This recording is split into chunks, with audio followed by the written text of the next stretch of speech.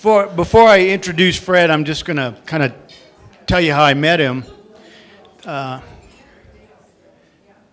think I've promoted to most of you that we're going to have the first annual New Mexico Railroad History Weekend, September 15 and 16. It's kind of being spearheaded by, what's Jim's last name? Taroon. He just loves railroad history and thought that, New Mexico should have a railroad history celebration weekend. So we've have this committee that's been meeting for a few months now, which Fred is on, and got to talking about Fred. I'll tell you about his background in railroading. And I thought, I'm going to ask a lot of you to be volunteers for that weekend as well. A lot of things will take place at the rail yard, but we're also going to do tours at La Fonda outside of our regular scheduled tours that are Wednesdays, Thursdays, Fridays, Saturdays at 10:30. I'm thinking maybe a 10 and a 2 on Saturday and Sunday. But I thought, well, we can put a little more focus on the railroad history and the connection that this hotel has, going back to 1925 when the ATSF bought it and then leased it to the Harvey Company. So I thought, you are, Miriam says we're all on track. So I thought, it would be great then to have Fred come in and make a presentation on New Mexico Railroad history prior, just to give those of you that will volunteer for tours during that weekend here a little more knowledge on New Mexico's railroading history. So Fred's lived in Santa Fe, I think, about 50 years, right? So Fred served as the head of the state's Railroad Bureau for 30 years. Then he was retained by several law firms as a railroad accident investigator and expert witness. He traveled all over the country doing that. Speaker, writer on the history of New Mexico railroads, board member of Historical Society of New Mexico, lectures at colleges, university, historical groups statewide, and he has, we'll probably bring him back in the future because he has so many different topics that he talks about. So I'd like to introduce Fred Friedman, and we'll have questions and answers as we go along. But Fred, thank you for being here. And he also has maps after that you can come and look at that are from 1913 on railroading. Okay, Ed, thanks very much. I just wanted to give you some background on New Mexico railroads generally. Both as a territory and as a state, New Mexico really has a very rich railroading history. Between 1878 and the present, there are about 122 railroad companies that have come and gone in New Mexico for a variety of reasons. Over the years, they either went bankrupt, they drove themselves out of business by clear-cutting lumber and mining out areas. There were a number of reasons for those railroads developing. The other thing to bear in mind as I'm talking about railroads is that the Santa Fe Railway Company was the largest and the most predominant railroad in the state, although there were, as I say, almost 120 other railroad companies. And I read recently, and I think it's very true, that the railroading history of New Mexico is generally the railroading history of the Atchison, Topeka, and Santa Fe, its contractions, its expansions, and other railroad companies' reactions to that. So it was a big deal and very important. The other thing to bear in mind also is that railroads were the space program of the 1880s. They influenced everything. They influenced architecture, they influenced laws, they influenced social elements. There were jobs that were brought to New Mexico and the Arizona territories that no one had ever heard of before. Jobs like boilermaker, track maintainer, gandy dancer, and a variety of other things. So railroads really changed things. I'm looking for my little, okay. So there are really two elements that I want to talk about. One is a background of railroading in New Mexico, and it's important because it relates directly to this hotel, it relates directly to the Harvey Company, and it relates directly to 82 remaining historic railroad depots that are in New Mexico that are used for a variety of other uses. And if you have a chance, it's entirely worthwhile to drive around, look at some of the small towns, and almost every one of those towns has some kind of a railroading history. But with that, let me just begin. These are the background concepts that I want to cover today, and that they were. The important thing to remember is that railroads were and they remain private corporations, and their job is to make money for their stockholders. If they don't make money, the railroads go away. The other is that 19th century railroading activities directly influenced territorial activities, such as you probably remember from your high school history and civics, events like the Progressive Era, Teddy Roosevelt's trust busting. All of that has to do with railroads, with labor, with employment, and all of that trickled down to New Mexico at the same time that New Mexico was trying to become a state. Congress was divided on whether or not states or territories like New Mexico and Arizona should be included. We'll get into that as well. But there are other points that we'll cover, and I'm not going to read every slide to you because I know that's annoying. But let me just move on. This is part one, and we're going to talk about the connection between the Harvey era and the Atchison, Topeka, and Santa Fe, the arrival of the railroad on Raton Pass in 1878, the arrival of the New Mexico and Southern Pacific in Santa Fe, February 9th, 1880. There were a number of other important events that occurred. This is a railroad map of the United States today with all the rail systems. And you can see how it sort of thins out when you get west of the Mississippi. The other thing to bear in mind is that the rail lines in New Mexico, if I can find my pointer here, these rail lines pretty much go north and south and east and west. We have two Amtrak lines. Both of them go through New Mexico. One comes from Chicago and goes all the way to LA, turns around and then goes back. The other, and that's called the Southwest Chief. The other Amtrak line goes from New Orleans to LA, and it goes through the southern part of the state. It's that yellow line there. It goes up from El Paso, goes to Lordsburg, Deming, and then into Los Angeles.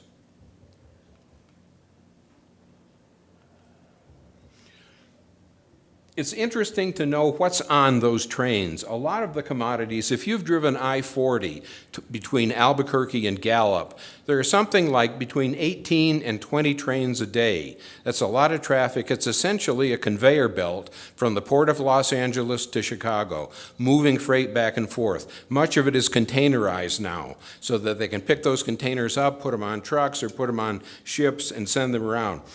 There aren't cattle cars anymore, there aren't refrigerator cars anymore, there aren't cabooses anymore. It's all containerization. And then the railroad companies have gone further than that, and they've double stacked those containers. So they're getting twice the amount of mileage and profit that they did before. Railroads are a very efficient way to move freight. The distance covered between a railroad wheel and the track is about the surface of a dime. That means that there's very little resistance and it's very fuel efficient, and it's one reason that a lot of the railroad companies are profitable. This is the rail system in New Mexico. You may be surprised to know that we have 10 railroad companies in New Mexico, and we have over 3,000 miles of track. Coal is the major commodity that moves in and out of New Mexico. As I said before, we've got the two Amtrak lines. We have a state-owned commuter system, the Rail Runner Commuter Express. We have a tourist line, the Cumbres and Toltec Scenic Railroad. Some of you have probably used that. And then we have a number of railroad companies. There are two primary, or they call them Class 1 railroads. They are the Union Pacific Railroad Company and the Burlington Northern Santa Fe. Burlington Northern Santa Fe is the heir to the Atchison, Topeka, and Santa Fe Railway Company. But there are other ones. There is a small one that operates, just north of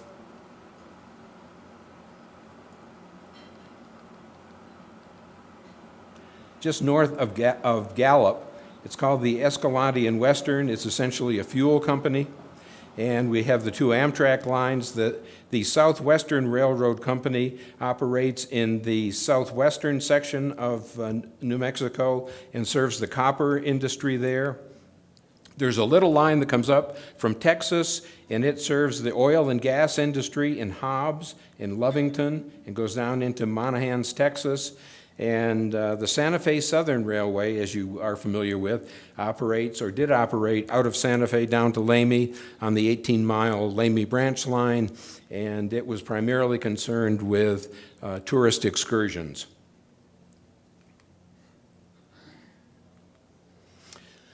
The Fred Harvey hotels are very important as they relate to New Mexico railroading history, and we'll get into that. This is a pencil sketching of the Castañeda in Las Vegas that's currently being renovated that most of you are probably aware of. These are all the railroads in the 1880s that operated around Santa Fe County, and that includes Madrid, it includes Cerrillos, it includes Espanola, the whole Santa Fe County, and there were several railroad companies, and they came and went, as I said earlier, principally because there were mergers. Some of them went bankrupt, some of them were poorly managed. A number of railroad companies that existed and authorized by the Territorial Corporation Commission were paper railroads. They had no rolling stock, they had no track. What they were in business for was to sell land. And they were authorized by the Corporation Commission to do that. But these are the list of those railroad companies. But let me just tell you what the main alignments in this area are, and they're very important. One was the Transcontinental Main Line, and that's the line that came down from Raton and then through Las Vegas, Glorieta, Santa Fe, and then it turns west and goes toward Gallup. The Lamy Branch line is this blue line, and that's 18 miles long. That was very important as well. There's a misconception that the Santa Fe Railway Company wanted to build to Santa Fe because it was very important. That's a myth. It's not true. The Santa Fe Railway Company wanted to build west, and much like today, in the 1880s, New Mexico was a place on the way to somewhere else. So the railroad came to New Mexico, started to build to Santa Fe, and then the surveyors and the chief engineer in charge of this particular project decided that it was too rocky, there were too many arroyos, it was uphill all the way, and there wasn't that much business in Santa Fe to begin with, and as a result of that, they continued to build further west towards Cerrillos and on into Albuquerque. This was a period when the Santa Fe Trail was beginning to go into decline anyway. It wasn't that the railroad so much drove the Santa Fe Trail out of business. It was just that things were beginning to line up so that freight was being reduced on the Santa Fe Trail for a variety of other reasons, and the railroad came through then. But the original idea that the Santa Fe Railway Company was the namesake of this town because the railroad was going to build to Santa Fe is just not true. Their authorization in the Pacific Railway Act that President Lincoln signed directs the railroad to build in the vicinity of and toward Santa Fe, and then to keep on going. I think it's important to clarify that at times. This is the quote that I came across, and I thought it was very interesting, that New Mexico's railroad history is essentially a reaction to the Santa Fe's expansion and contraction. These are the remaining depots in New Mexico, and there are a number of them. The red ones are the ones that were at one time used for passenger service or for a variety of other uses, but they're important. And a number of these depots are used for different things in different towns. Artesia, for example, has converted its historic depot to something that is informative for tourists and for visitors to southeastern New Mexico. One of their big things in that part of the state is sheep development and sheep ranching. When you go in the Artesia Depot and you're expecting to find railroad memorabilia and stuff, what you're greeted with is a huge stuffed sheep with a television screen in its stomach that, when you turn it on, gives you 15 minutes information about the history of sheep ranching in the area. So some of these people are very creative. Magdalena, for example, just west of Socorro, has made their town offices out of a former depot. Other places have made libraries out of it, chambers of commerce. The Civic Center in El Dorado was a former depot at a place called Kennedy, where two lines crossed. That depot eventually became a ranch headquarters, and then when El Dorado was developed, it was moved up to that area and is now the Civic Center.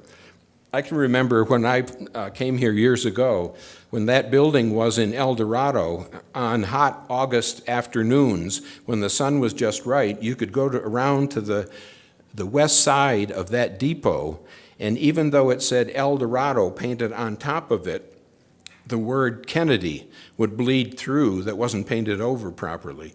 And it just sort of bears testimony to the fact that these depots have multiple lives, and they keep going.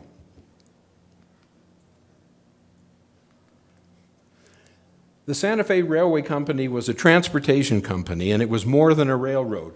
They had their own tugboats, they had their own airlines, they had their own railroads, they had a number of activities. They had a bus system. They were a transportation company, and they were in the business of moving people, goods, and freight with whatever it took. This is a brochure that was issued by the Atchison, Topeka, and Santa Fe Company to Europeans coming over to the United States on how to start a farm, what to grow and how to grow it, sort of a little brochure on how to be a farmer in the United States. I guess anything would help if you just got off the boat in Ellis Island, didn't know where you were. But the other image on the right is a Santa Fe railway airline providing air service. These are some of the points that are significant about railroad development in New Mexico, and we'll get into some of that in more detail. It's important to realize that the railroad came relatively late to New Mexico. And the reason that it's important is that even though New Mexico and New Mexicans, as well as the Arizona Territory, were extremely excited about having railroad activity in that part of the country for a variety of reasons, railroads had been operating a long time, since the 1700s. And because of that, railroads had a history in Congress, some of it good, some of it not so good. But as a result of that plus and minus that was going on in the East, the congressional attitude toward railroad development and toward railroad activities and toward railroad executives changed from being wildly enthusiastic at first to being a little more cautious to being almost outright antagonistic by the time the Trustbusters and Teddy Roosevelt got in. All of that's happening before New Mexico is even a state. New Mexico very much wants to be a state because they realize without a railroad, they're not going to have a chance for economic development. People aren't going to come and visit. There isn't going to be the kind of commerce that needs to happen. There won't be the linkage between the West Coast and the East Coast through New Mexico. So it's very important that New Mexico get a railroad. Everybody was involved with it, from the governor, Lew Wallace, to Archbishop Lamy, to individuals and to people in the Santa Fe ring that had money and investment in railroad companies. First came the transcontinentals. The transcontinentals were the big name railroads that everybody has heard of. The Atchison, Topeka, and Santa Fe, the Southern Pacific, the Denver and Rio Grande, the Missouri Pacific, all those. Those are known as Class I railroads based on the amount of money they make. And there were national investors that wanted to put money into that. But these were where those railroads came. They came over Raton Pass from Colorado, through Albuquerque, then down south into El Paso, and then they went east and west across New Mexico, and then there was construction going up from El Paso back toward Tucumcari and back to Chicago. So first we have the transcontinentals, and that's sort of the growth, how dramatic it was over 30 years. You can see the amount of rail traffic that was developed in this country. And then came the regional, the short line or the local railroads. And they were railroads with names like the Cerrillos Coal Railroad Company. That operated between Cerrillos and Madrid. It was about 6.5 miles long. All it did was haul coal. The New Mexico Railroad Company, the New Mexico Central, that's the one that operated out of Tomasitas and went south past the Indian School, past the Deaf School, out toward the community college, and then it continued south and went all the way to Estancia, Moriarty, and tied in with the Rock Island. And you could go then from Santa Fe to Chicago by train. Then we have the Santa Fe Central, and then the Chile Line. The Chile Line is the other railroad that operated out of Tomasitas, except it went north. And the other difference was that the Chile Line was a narrow gauge railroad. You've probably heard about narrow gauges and standard gauge railroad. Narrow gauge railroads, the tracks are closer together. And the reason the tracks are closer together means that it can make tighter turns around arroyos, gorges, canyons.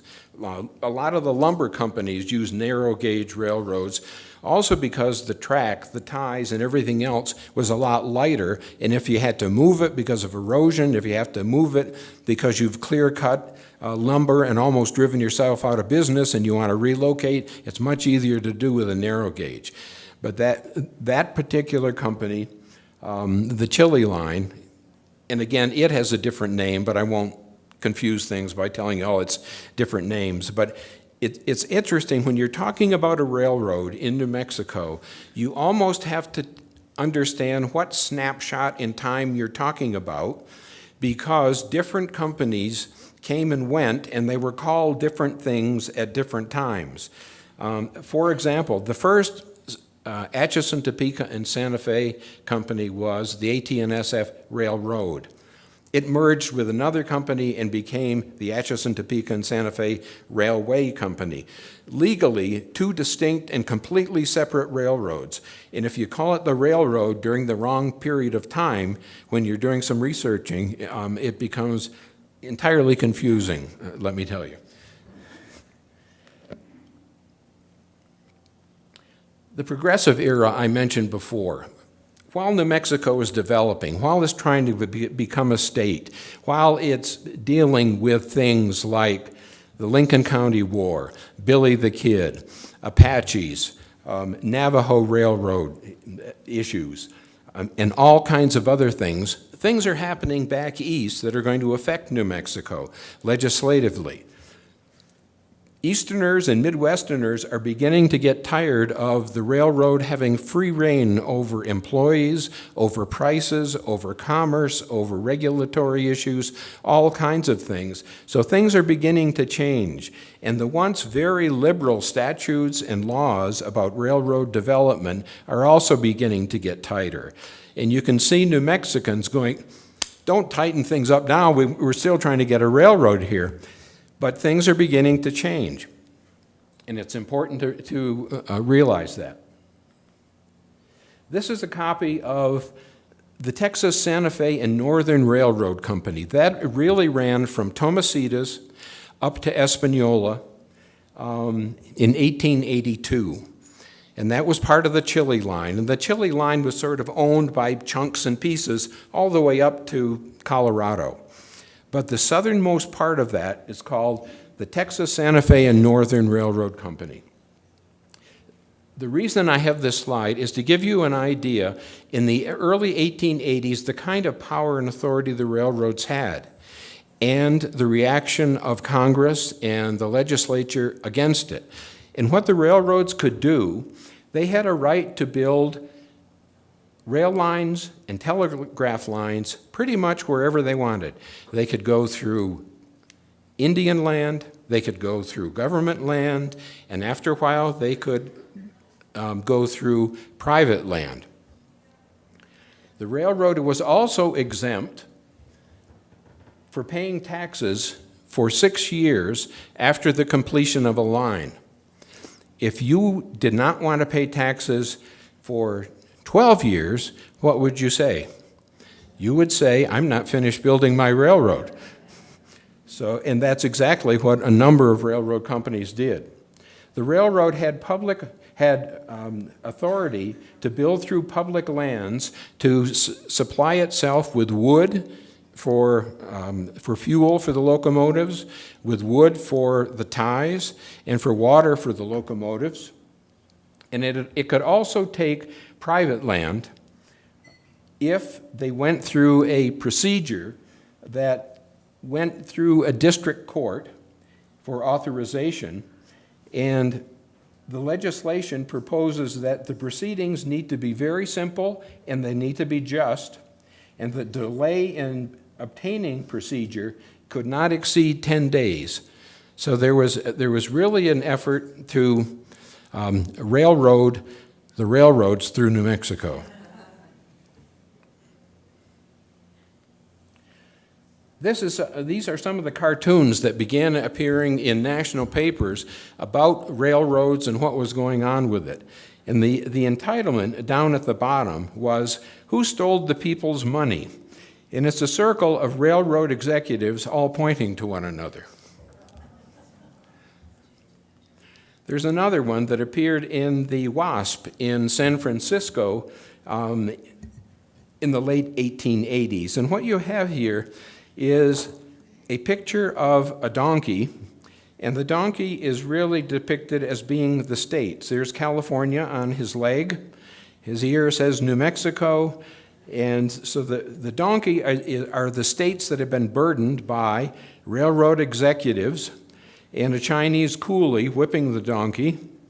And what you have in the bird cage, all tied up very nicely, are the state and territorial railroad commissioners. And wagging the donkey's tail freely back and forth is a New Mexico Territorial Constitution.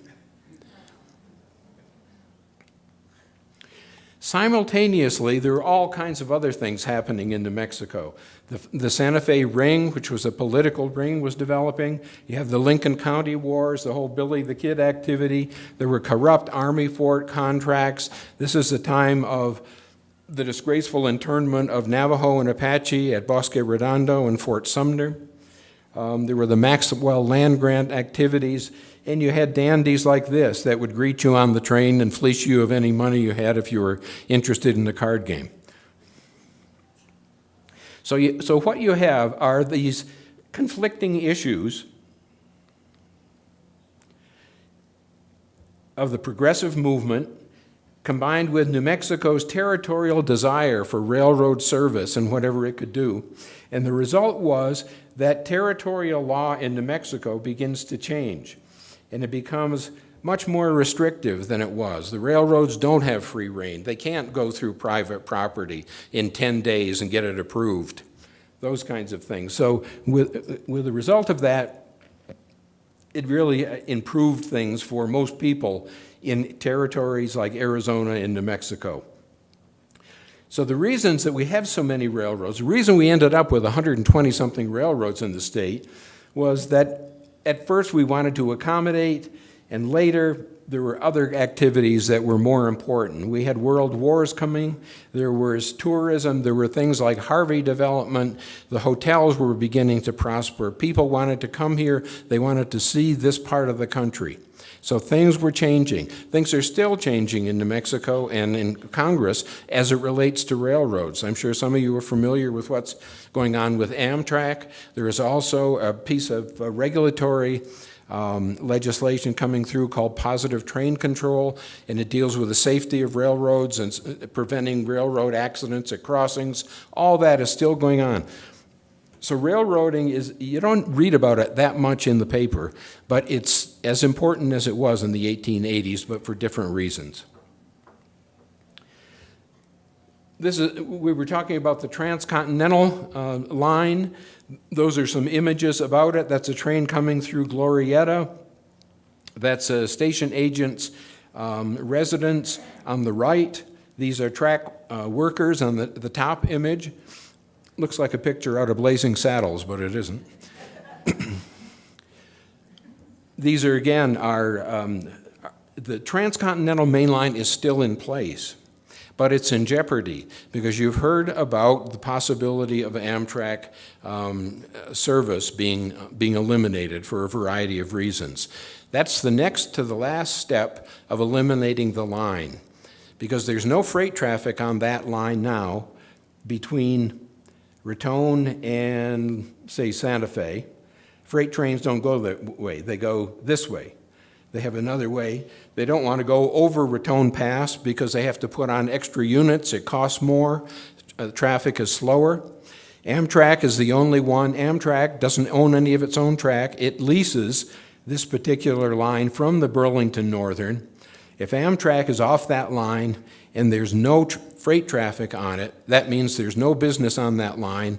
The next step is for the Burlington Northern to file with the Surface Transportation Board in Washington to abandon or to close that line.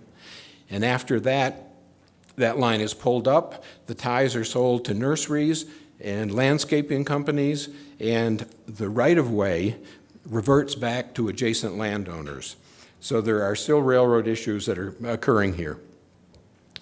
Let's see, these are just some of the issues that have been developing in Santa Fe County over the years. Let's talk about the Lamy Branch. It's very important. The Lamy Branch runs from the rail yard 18 miles to the south, and it is the line that originally the surveyors and the contractors in 1880 didn't want to build. They didn't want to come to Santa Fe. There were too many arroyos. It was too high. The elevation was increased, and there wasn't any freight traffic to speak of to begin with. But a number of influential Santa Fe citizens, as well as Archbishop Lamy, convinced the railroad by passing a bond issue for $150,000 to pay for the construction of the line so that the territorial capital would have a railroad, and the railroad was built. It's an interesting legal question, too, as to who owns the Lamy Branch line originally. If it was constructed with public money to begin with, and then the railroad had said that it had the right to abandon it, how could that happen? Anyway, the Lamy Branch line is still in place. You can walk on it. There are bike trails. It's very interesting. It's almost like being in a time warp. You can walk on those ties. You can walk on that rail that was really put down a number of years ago. And while a lot of that has been replaced and upgraded, there are still some really old places of that line that are just amazing. Archbishop Lamy, as I said, helped pass two municipal bonds. It was very important. And periodically you hear about Amtrak leaving, maybe not being able to maintain the line, but it's looking at alternatives. It has to operate on a safe line. It has to operate on an efficient line. And if it's chronically late or chronically underfunded, it's going to look for alternatives. And while there's generally an outcry, immediately after there's an article in the newspaper about Amtrak going away, you generally don't see a lot of support. Most of the people that ride Amtrak are either from LA or Chicago passing through. These are some of the historic structures that are on the Lamy Branch line. The top one is the Santa Fe Depot that's in the rail yard. The other one is Tomasitas. Tomasitas used to be known as Union Depot, and it was called Union Depot because two railroad companies operated out of it. The Texas and New Mexico that went south past the deaf school, past the community college, all the way down to Estancia, Moriarty, Willard, and some other place that I forget. But anyway, it connected with another rail line. And then the Chile line ran north out of Tomasitas. So you had 2 railway companies and 3 rail companies in the rail yard. This was, and it's still there, was the Atchison, Topeka, and Santa Fe Depot. And the only one that used that was the AT&SF.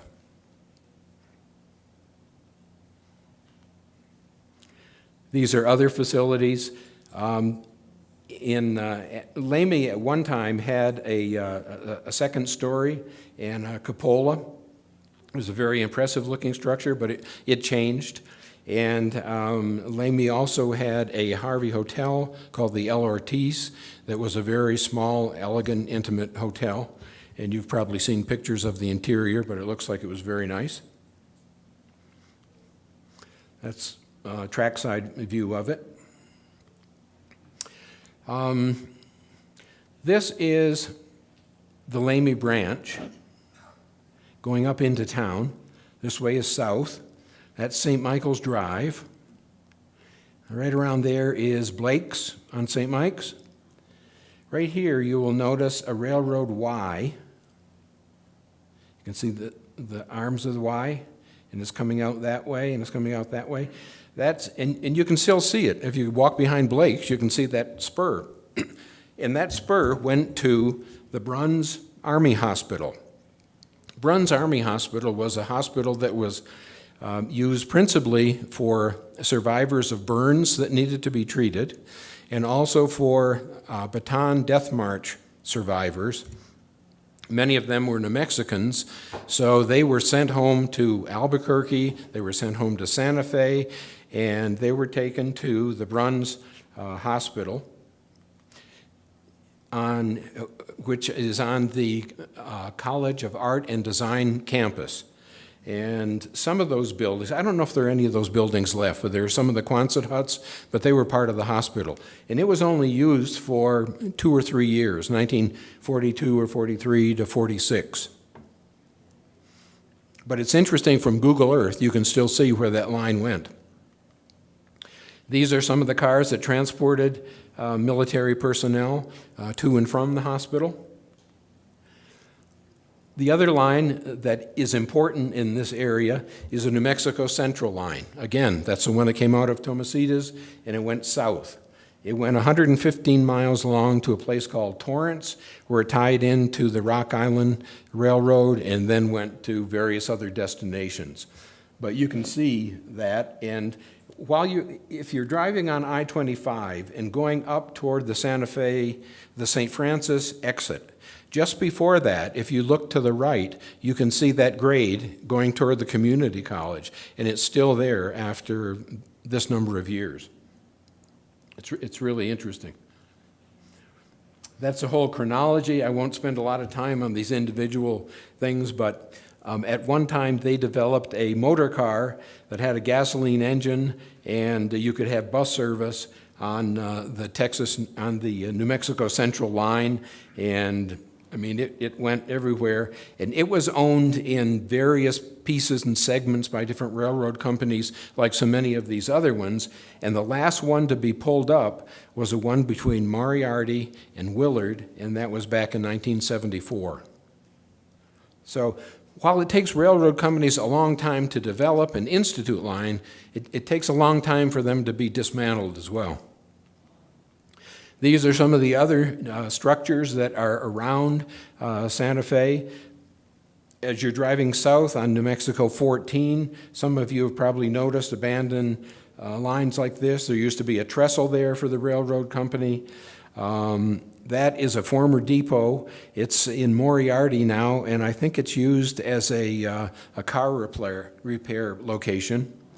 This is the El Dorado depot that I was talking about, that the word Kennedy used to bleed through up here, but it's been repainted enough times where it only says El Dorado now. Sometimes history is distorted. This is a picture of a stop sign in an intersection I took out toward Rancho Viejo. And the name of the street there is Chile Line Road.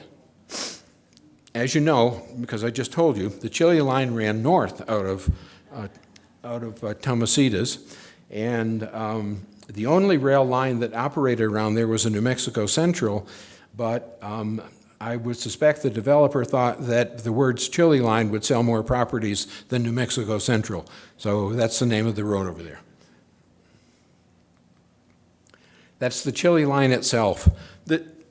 A lot of these rail lines had little nicknames, and they became better known than the railroad's real name itself. The New Mexico Central used to be called the Pinto Bean Line because it picked up pinto beans as it went along. The Chili Line picked up, as well as passengers, chili and other kinds of commodities, and fruit and vegetables, and apples from Velarde, and all kinds of other commodities. So it was called the Chili Line. It lasted from 1887 till 1941. There were a number of operators that owned and purchased bits and pieces of the line, but that's essentially where it went, and that's its route, going up through Espanola, Caliente, all the way. Didn't go to Taos. It turned off before Taos and then went up. But the Cumbres and Toltec that people ride now is the remaining northern part of the Chili Line. It's just more images of it. Those were some of the concerns. Low freight volumes, I mean, the same old story about what happens to a railroad. It's initially built because there's a lot of demand for movement of freight and passengers. After that demand ceases, so does the railroad. And I think you can draw a connection between that kind of situation and Amtrak in northern New Mexico. The Cerrillos Coal Railroad Company was a very short line. It was about 6.5 miles long, and it really ran between Madrid and Cerrillos. That line is on private property now, so it's impossible to walk on the line legally. But that's where it ran. And it essentially moved coal from Madrid. Madrid was important because two types of coal was developed there. Bituminous and, I can never think of the other one. Yeah, anthracite. Two types of coal. And the railroad needed coal for a variety of things, not only to sell to its customers, but to fuel its locomotives. One of the other interesting Google Earth things you can do is if you go on Google Earth and look at Waldo, where the line eventually went, you can see the coking ovens that were used there. And I think there's a large number of them, something like maybe 40, but you can still see those, as well as the traffic Y, so the trains could go north, the trains could go south. But it's interesting. And this is what the rail line looked like in a lot of the rural small railroad companies. I mean, you can see that it's relatively light rail, just nailed down onto logs. Madrid had 4th of July parades. They had a baseball field. They had baseball teams. They had delightful displays at Christmas, and it was all because of coal. That's a locomotive that's still in Madrid. And in 1954, an ad appeared in the New York Times that the entire town of Madrid, 280 houses, had a grade and a high school, a general store, tavern, a bunch of other stuff, was for sale, as well as 9,000 acres. There were no takers. That is the Cerrillos Coal Railroad Company, and that's the Y I was talking about. See the Y here? So trains coming from Madrid with the coal, they could go north if they wanted to go that way, and they could go south if they wanted to go that way, and those are the coking ovens that were used there. So there's a lot of railroad history and development in this area. This is the newspaper headline that appeared February 9th, 1880 in New Mexico. So absolutely delighted that the railroad had finally arrived. The last link is forged in the iron chain which binds the ancient city to the United States, and the old Santa Fe Trail passes into oblivion. An immense crowd greets the coming of the iron steed. not unlike what happened when the rail runner came to Santa Fe. But if you'd like to take a break, or if you'd like to ask me some questions, I've got another CD that follows this that really talks about more current issues such as the rail runner, why it's expensive, what's going on with it, what some of the Amtrak issues are that may be of interest to you, and a couple of other local issues. But if there are any questions, I'd be happy to answer them. Yeah, Fred, so the railroad can just basically go through any land, private included. If they went through private land, did the landowner get any compensation for that? Yes, but it was determined by the court within that window of 10 days. You can't do that today. This was in the 1880s as part of an attempt to acquire and generate railroads in the state. Any other questions? Or yeah. I don't know who you're looking at. Oh, I have a question, Fred. How much land does the railroad own on either side of the tracks? it varies, but generally 200 feet on either side of the center line. But there are also parcels where they would own acres in Las Vegas and acres in Raton over the years. But generally, for the Lamy Branch line, for example, I think it's pretty much 200 feet either side of the center line. And when the line is legally abandoned, a railroad can't just stop service. It has to ask the federal government if it's okay. And then there's a hearing and a whole procedure that happens. But once that is approved, that right-of-way reverts back to the original landowners. Unless somebody comes through and wants to buy the whole contiguous strip, and they can pick up the tracks, pick up the tie, and keep that strip open, like the city and the county did for the Lamy line, and make a bike trail or a rail trail out of it. Other questions? Was there any Chinese that worked on the railroad in Mexico? Yes, there were Chinese that worked on the railroad. They worked primarily on the southern part of in New Mexico, from San Francisco going east between El Paso and San Francisco. New Mexico principally had Hispanic or Mexican railroad workers, Anglo workers, and the pride and joy of the railroad were Native American railroad workers. They were known as steel gangs. And in my follow-up presentation, I'm going to talk about the Navajo steel gangs and the Laguna railroad workers. And any railroader that I've talked to that have ever worked with Native American railroad workers can't praise them enough. They were fantastic, and they were similar to the Mohawk skyscraper builders in the East, that they were particularly good, better than most people at what they did. You guys want to take a short break and have coffee or something, or do you want me to just keep? Okay, I've got to get. Okay, I've got to get another thumb drive and stick it in here. And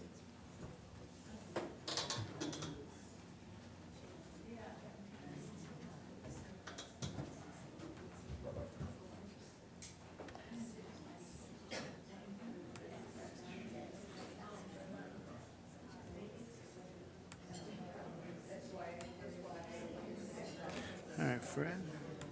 I think this was it, right? Did it take too long there? No, not at all. It's fascinating.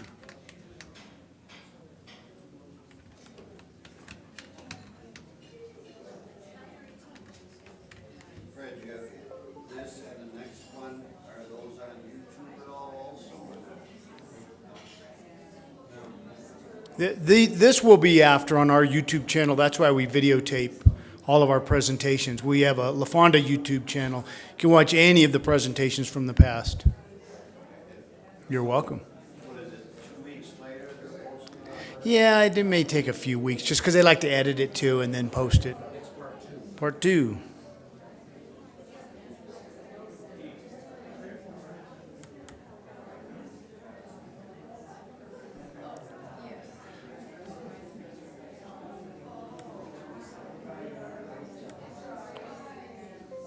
Thanks, Ed. You're welcome. Lost without you. Yeah, just give him a couple minutes. Yes,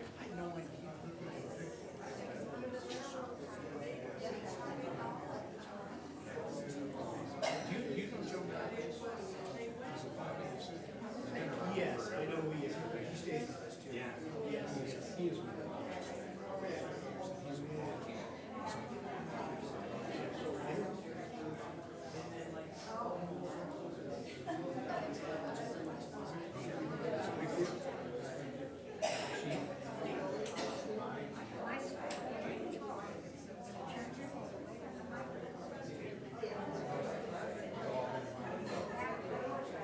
I know, I should have.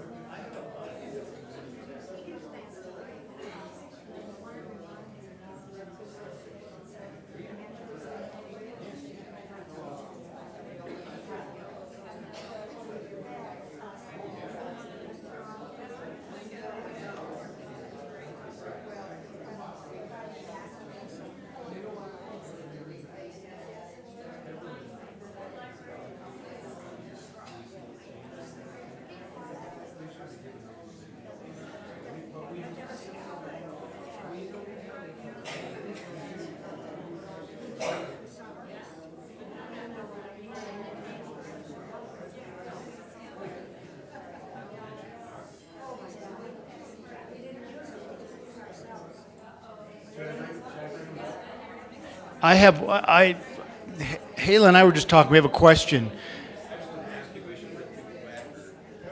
No, they'll come back. The question is, sometimes when you're driving, whether it's Interstate 40, 25, you see these freight trains I mean, there's as long as you can see. How long can they be and how many cars can they? 2 miles. Is it one engine pulling that?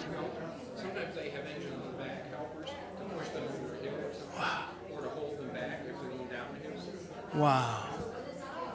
What's even more interesting is 2 miles. of those hold them back. You get one of those when you separate the cars. It's crazy. But the skill of a locomotive engineer is being able to accelerate the train to go up a hill, and then the train is going down, and all the cars behind are pushing you even faster. So there's this continual braking and accelerating. Were you ever a train engineer? Did you drive? I've been in the cabin. I haven't driven. Okay, we'll get started again. I just asked Fred a question. Sometimes when we're driving on the interstate, you see these freight trains. All right, yeah, we're gonna start again, okay? If you can take your seats, please. I was just asking Fred a question. Sometimes when you're driving, you see freight trains, and I mean, as long as you can see, and he said some of them can be up to 2 miles long. It's in, I don't know how many cars that is, but. Yeah, a couple hundred cars long.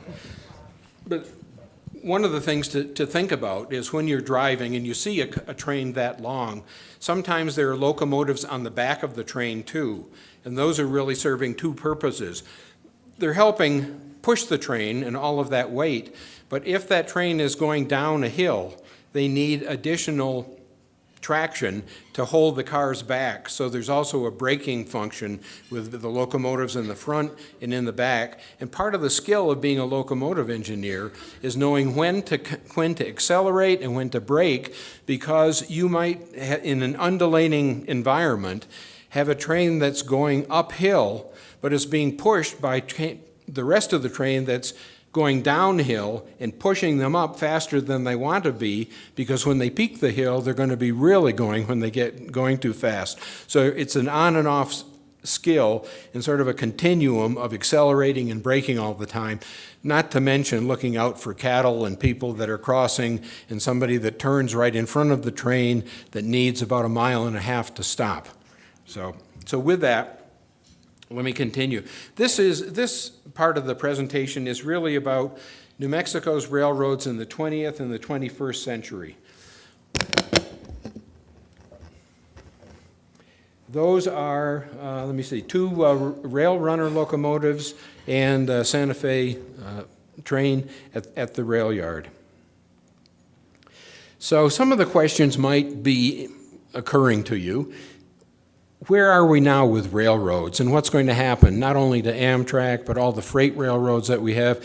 I think you heard me mention there are like 10 railroad companies in New Mexico, and they're used for a variety of purposes.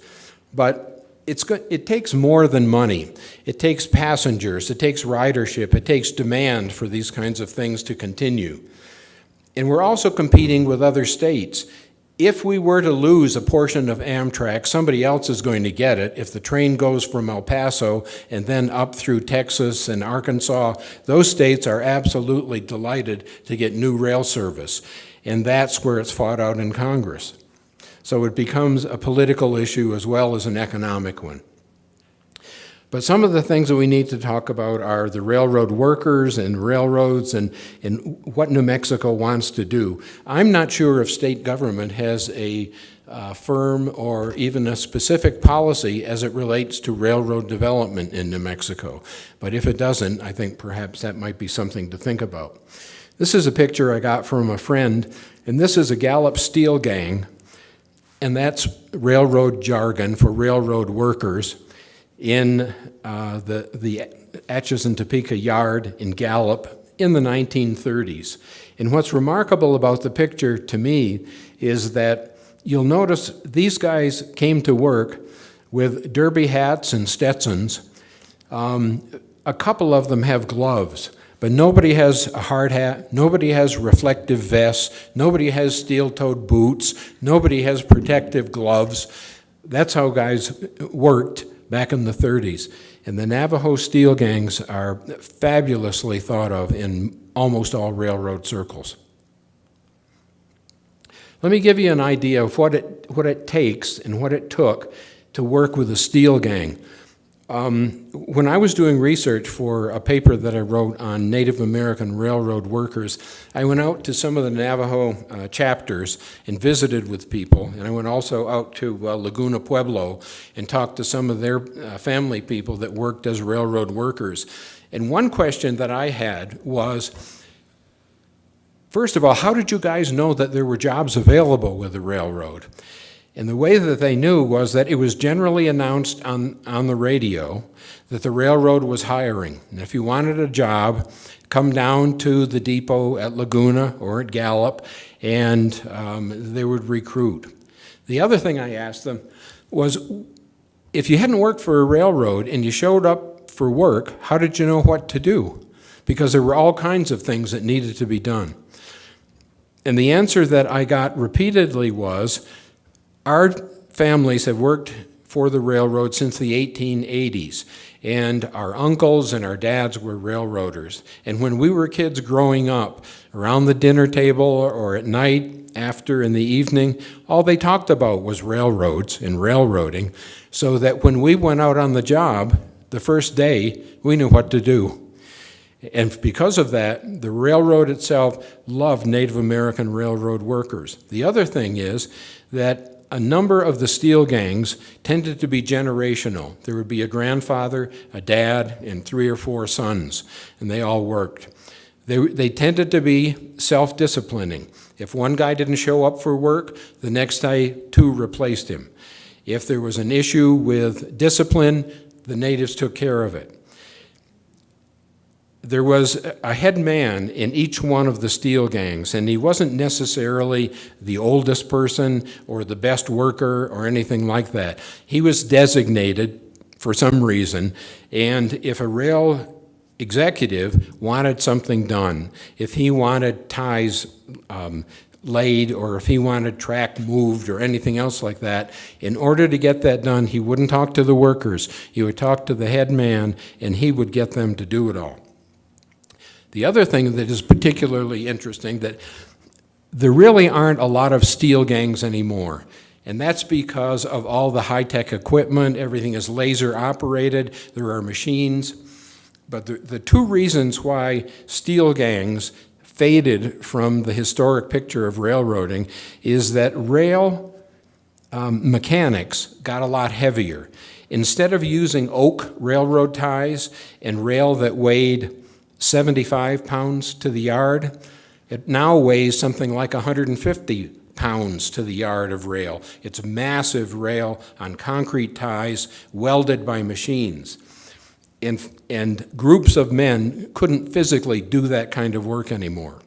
The other thing that is particularly interesting to me on why the steel gangs began fading out was the passage of the Civil Rights Act in 1965 and the anti-discriminatory rules that Congress imposed on all kinds of institutions, including railroaders, where you no longer could have a single ethnic group employed in your organization. You had to integrate it. If you had a Native American steel gang, you had to put some black people in there, you had to stick in a couple of white guys, and that disintegrated the structure and the communication that was there when it was exclusively a Laguna, an Acoma, or a Native American Navajo steel gang. Just sort of an interesting bypoint, I thought. This is the Laguna experience. The Laguna is unique. You guys know where Laguna Pueblo is? It's just west of Albuquerque before you get to Grants.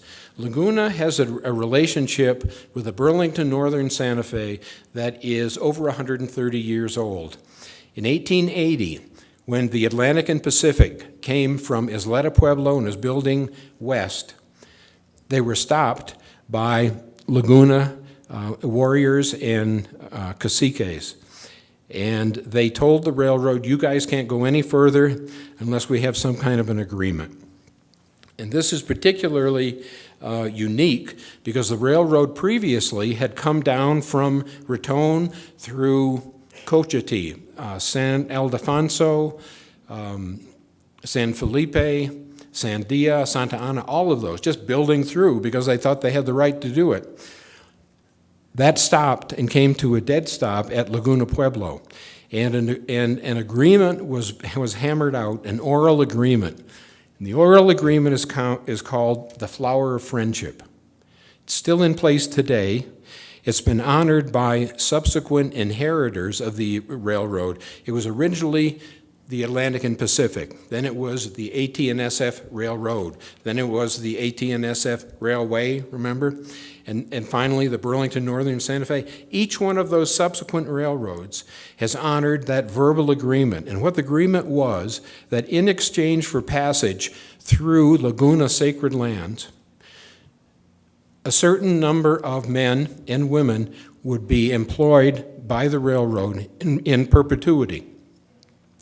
And to this day, the Burlington Northern sends out a special train with a couple of business cars on it to Laguna Pueblo, takes them back to California, wines them, dines them, and entertains them for a few days, and then takes them back to the Pueblo. The reciprocation between the railroad and the Laguna people is called the watering of the flower. The Lagunas all know about this, and the railroad knows all about it. But what's fascinating is that it's not written, and it has stood the test of time from each one of those subsequent railroad companies. All of them have honored it.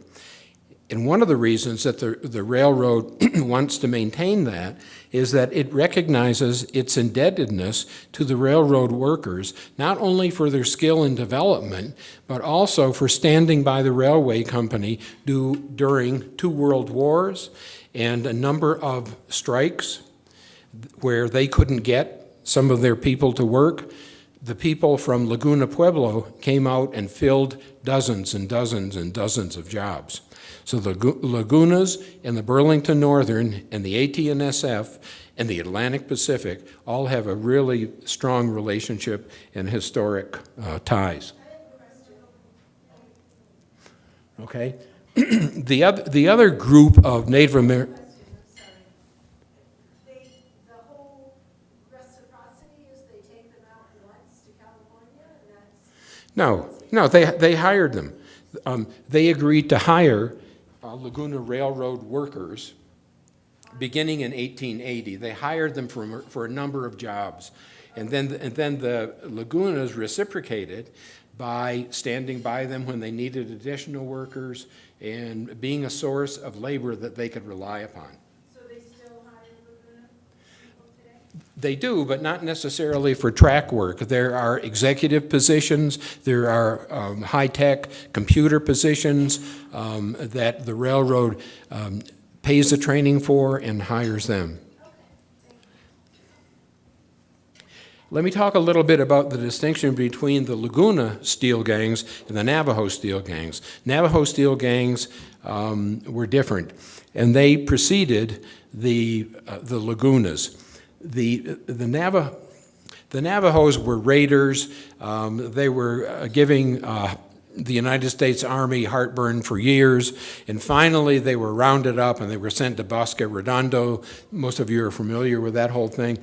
And there was a treaty of 1868, and it specifically admonished the Navajo not to make any opposition to the construction of railroads being built, and basically not to do anything detrimental to railroad development that was coming. And you know, these guys signed it, but I don't know whether that was in good faith or not, but they did.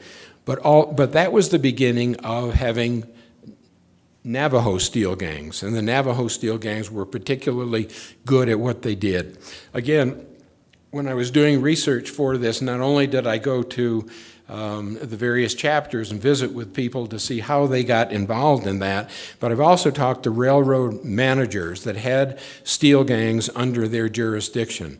And one of the things that they told me that they particularly liked was that when they were doing a stretch of track, one of the things that has to happen before they had these yellow machines that do everything for you now, somebody came by and he had two like saddlebags on his hips, and inside it were all kinds of numbers of spikes.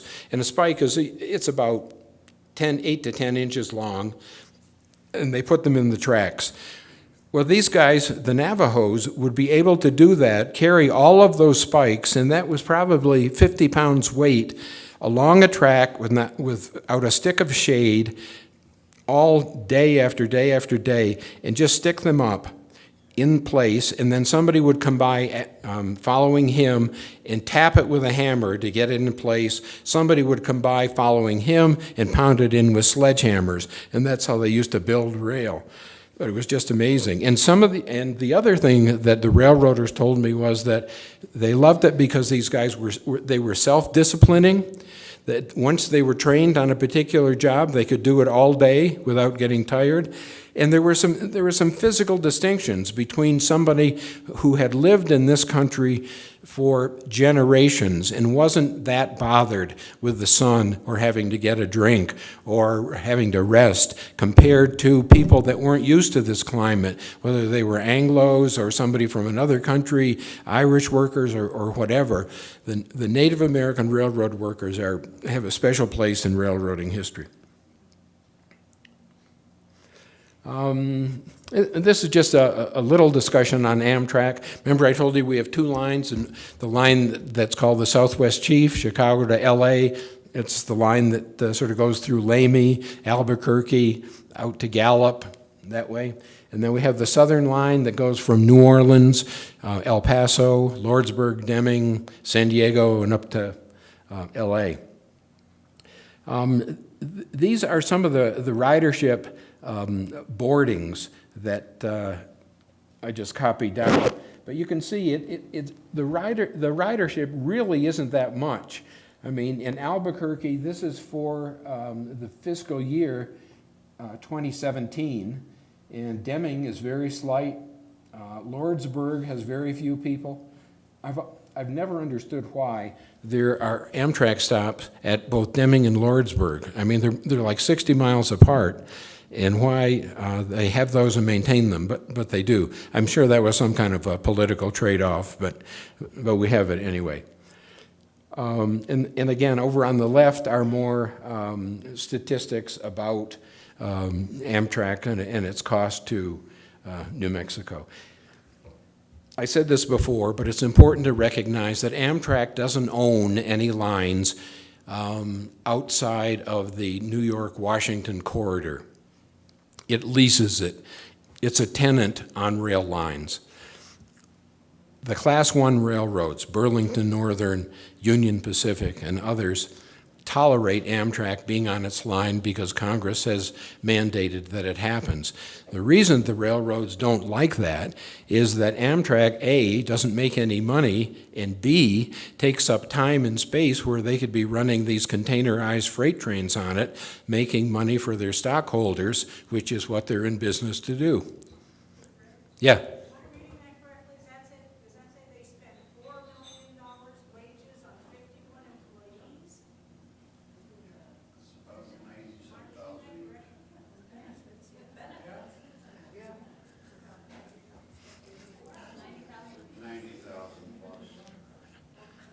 Yeah.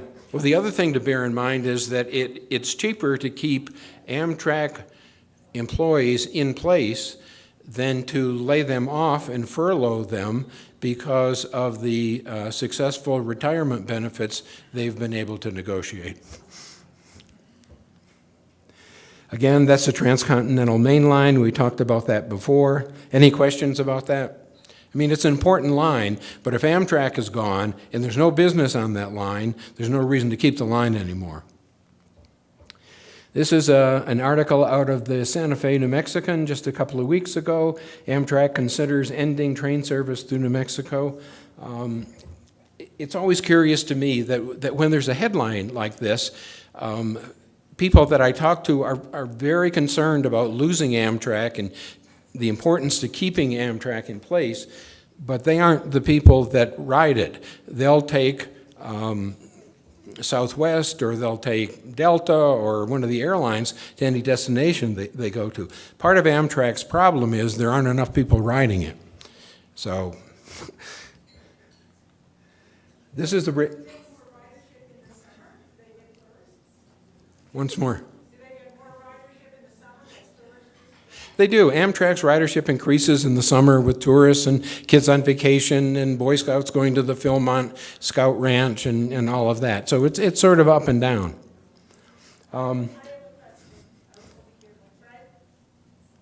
Yeah. So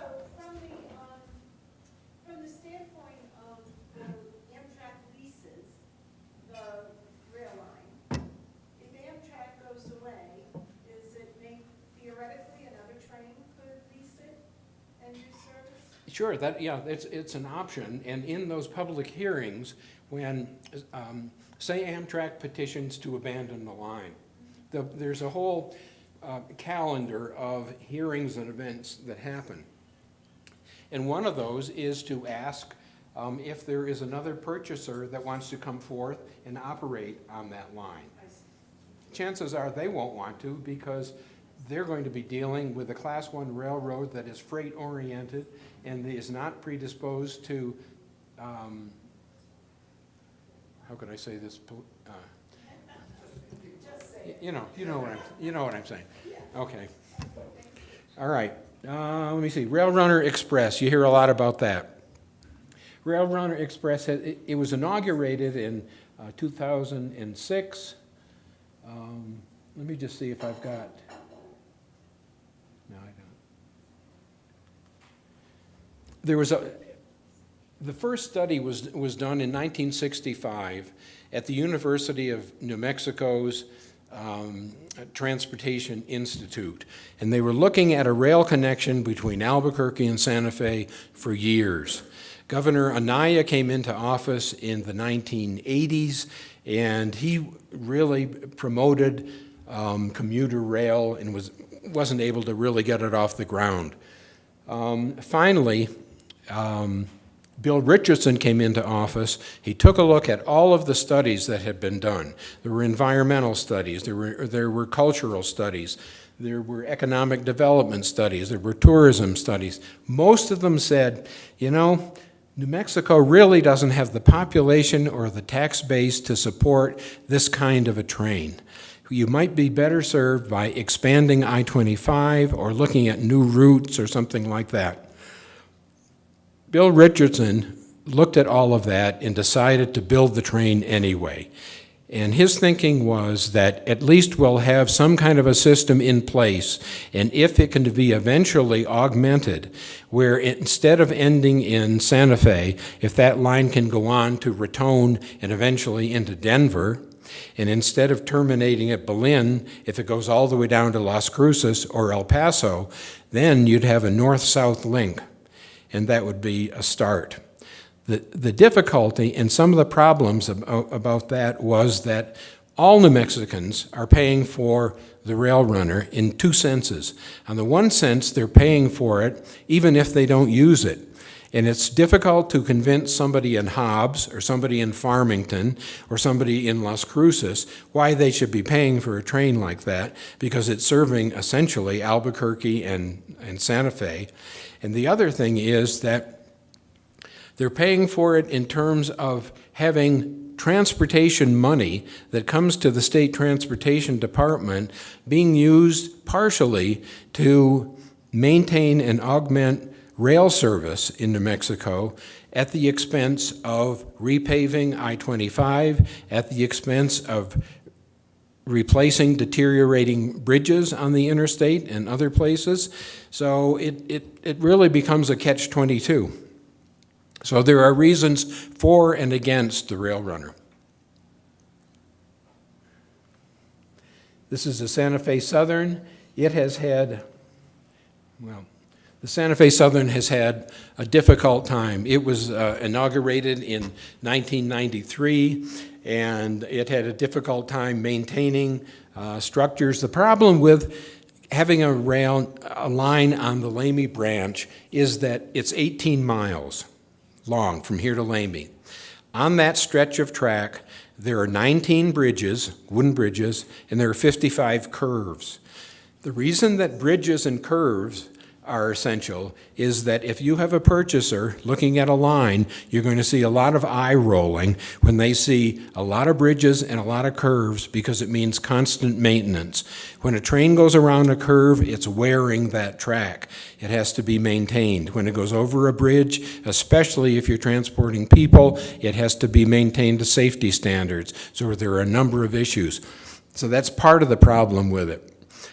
For a while, the Santa Fe Southern provided freight service. They were moving a little bit of lumber. They were even taking tanks up for the National Guard occasionally. There were different things that Santa Fe Southern was transporting. But it essentially promoted itself as a tourist excursion line where you could get on the train. As a matter of fact, I had my retirement party on the Santa Fe Southern when I got out of state government on the Santa Fe Southern. It was one of the last runs that they did. Kind of prophetic, but anyway, the Santa Fe Southern now it's sort of mothballed, and it's waiting for things to develop. And while it's technically still an active railroad, it's restricted to 10 miles an hour, and it'll do some excursion trips back and forth to Lamy, but nothing's open in Lamy now, and you can probably beat the train if you're walking beside it, or certainly on a mountain bike, so it's kind of frustrating. This is one of the last slides, and I think it sort of sums everything up. You know where, they call it the doctor's hospital, and it's just sort of on the south side of Rodeo Road, and you can see it from the interstate when you're leaving Santa Fe going toward Albuquerque. Well, that bridge there, that's I-25 going to Albuquerque that way. This is the Lamy Branch line. This is a line that Archbishop Lamy paid for in 1880, and you can see it's got wooden ties, and it's kind of wobbly, and it's got grass growing up in the tracks and everything else. This is the rail runner line. It's concrete ties, it's heavy steel. It doesn't have the joints that make the clickety-clack, clickety-clack. It's welded rail, so it's quiet, it's smooth, it's safe. And it's the only place that I know of in New Mexico where you can literally put one foot in the 19th century and the other in the 21st. That's what I have, so thank you.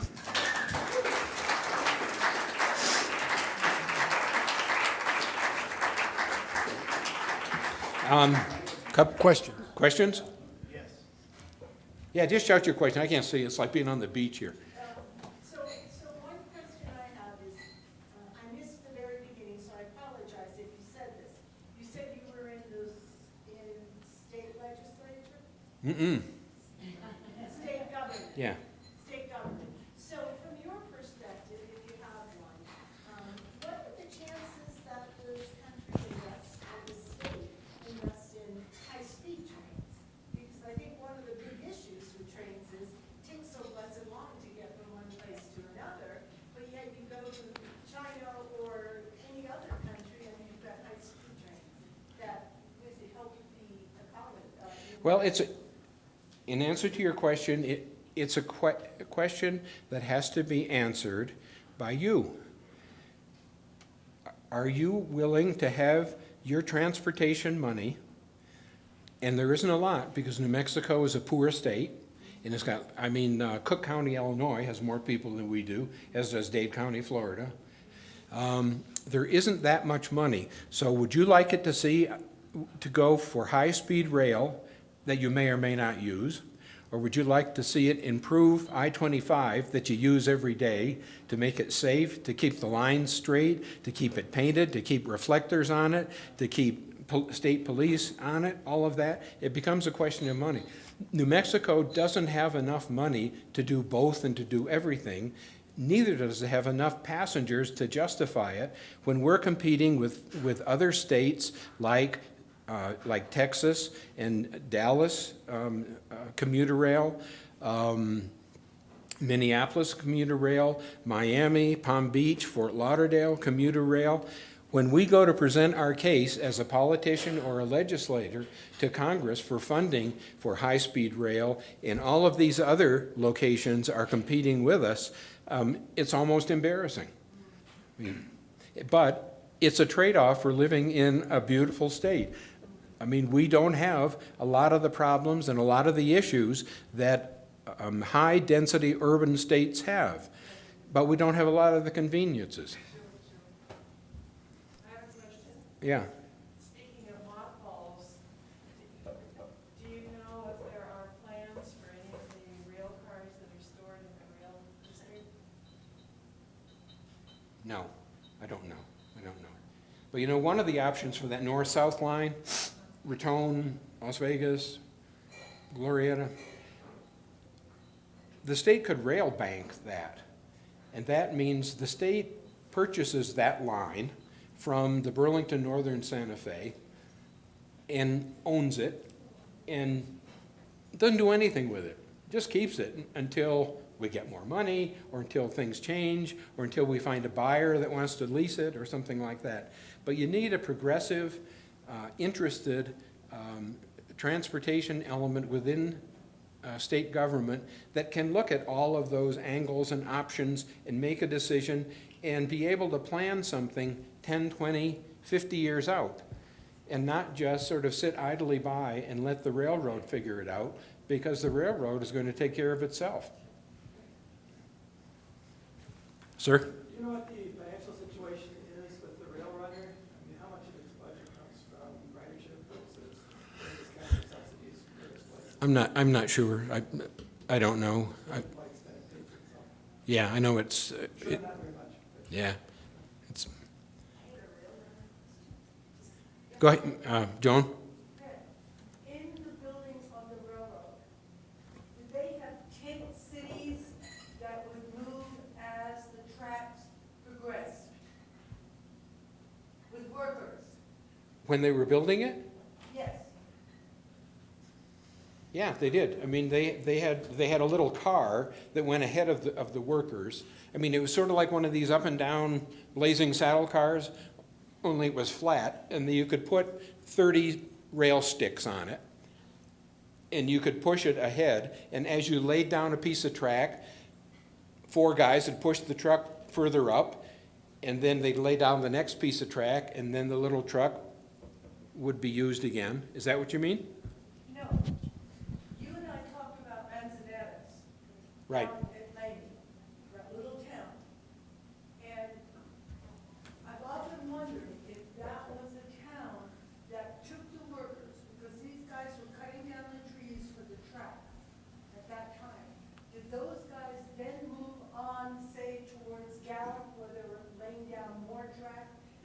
Yeah, yeah, yeah. Not only did the workers do that, the merchants, in anticipation of the railroad coming, did that too. Okay, that's what I was wondering. So they would have like these little tent cities where the guys would hang out. Right. And then they kept moving them further as the tracks were developed. Right. Do you guys know about Manzanares? Manzanares is an interesting story. When you're standing in Lamy, if you would look to the left or north, a mile north of Lamy used to be a community called Manzanares. Manzanares was named after a mercantile and an entrepreneur who, they were sort of like the Elfels and different entrepreneurs that were interested in sheep, hide, wool, all kinds of commodities for the railroad. Manzanares, a mile north of where Lamy is now, just started going as a business at the same time that Archbishop Lamy and the citizens of Santa Fe wanted a line. As a result of that discussion with the railroad, the line came down from Santa Fe to Lamy, and it was built there. As a result of that, everything at Manzanares moved a mile south to Lamy. But you can walk from Lamy a mile on that little dirt road, and you can see the ruins of what used to be a former railroad center that was active had it not been for the whole discussion about building a rail line into Santa Fe. Let me see, I'll do one more, please. Gandy dancers are railroad workers, and they got that nickname based on the Gandy Tool Company out of Chicago that made pry bars and stuff like that. And they were sort of like sailors in that they often had songs and they worked together in unison to get heavy work and heavy jobs done. I just thought of that, but I don't think the steel gangs did that, the native people. Anyway, that Gandy dancers come from the Gandy Tool Company. Okay, well, thank you very much. I hope I haven't taken too much time. As a token of our appreciation, we'd like to give you our La Fonda Then and Now 270-page history book. Wow, hey, thank you. It's a Appreciate great, it. thank you so much, Thank you. Fred. Thank you.